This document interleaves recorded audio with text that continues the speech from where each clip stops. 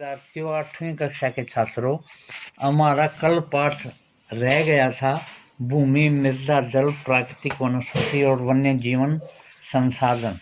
आज हम उस शेष पाठ को पूरा करते हैं। जरा ध्यान पूर्वक सुनना और कॉपी पेन लेकर बैठा करो। मेन पॉइंट गला नोट कर लो, या पाठ्य पुस्तक हो तो पाठ्य पुस्तक में मेन जगह पर निशानी लगा लो। प्राकृतिक वनस्पति एवं वन्य जीवन के बारे में अब हम विचार करेंगे।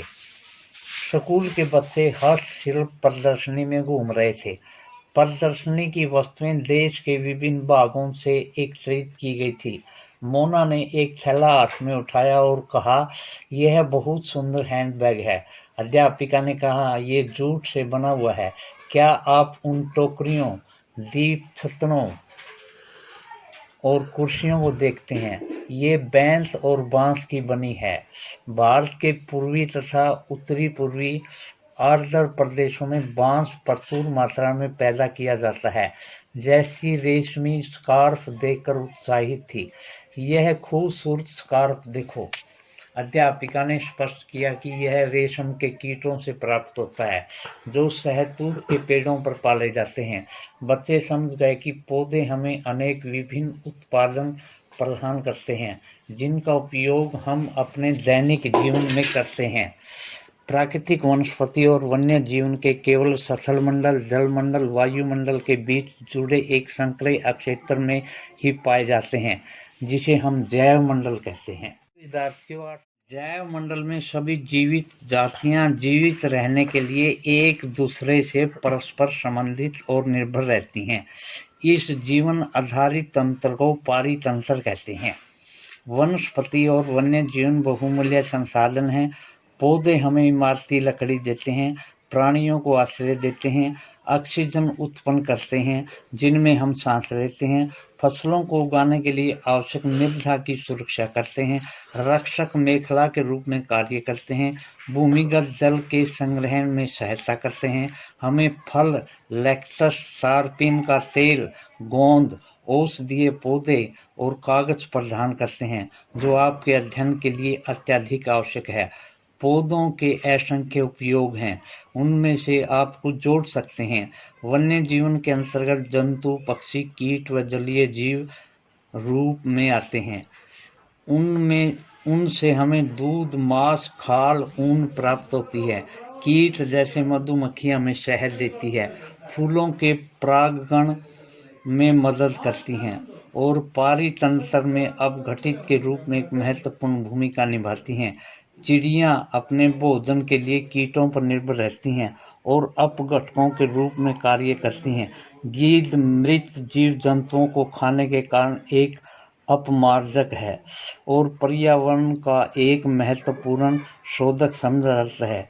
इसलिए प्राणी चाहे बड़े हों अथवा छोटे, सभी पारितंत्र में संतुलन बनाए रखने के लिए अनिवार्य हैं। प्राकृतिक वनस्पति का वितरण। प्राकृतिक वनस्पति कितने भागों में बांटी जाती है?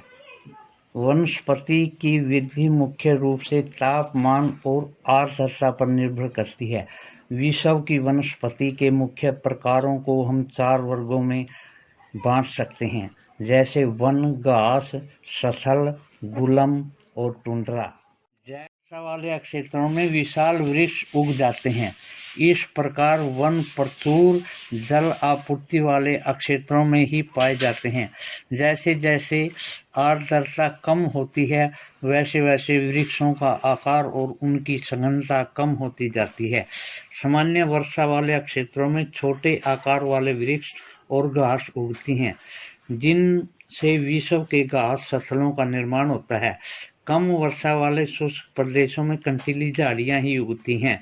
इस प्रकार के क्षेत्र में पौधों की जड़ें गहरी होती हैं। वाष्प उत्सर्जन से होने वाली आर्द्रता की हानि को घटाने के लिए इन पेड़ों की पत्तियां कांटेदार और मोमी सतह वाली होती हैं। शीत ध्रुवीय प्रदेशों में टुंड्रा वनस्पति, मांस व लाइकेन सम्मिलित हैं, काई इत्यादि। पिछली 2 शताब्दियों में विश्व में जितने लोग थे, इसमें उनसे कहीं अधिक लोग हैं। बढ़ती जनसंख्या के पोषण के लिए फसलों को उगाने के लिए वनों के विशाल अक्षेत्र से वृक्ष काट दिए गए हैं। विश्व भर में वनों का आवरण तेजी से समाप्त हो रहा है।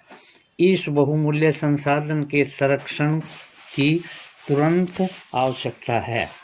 प्राकृतिक वनस्पति में वन्य जीवन का संरक्षण। वन हमारी संपदा है।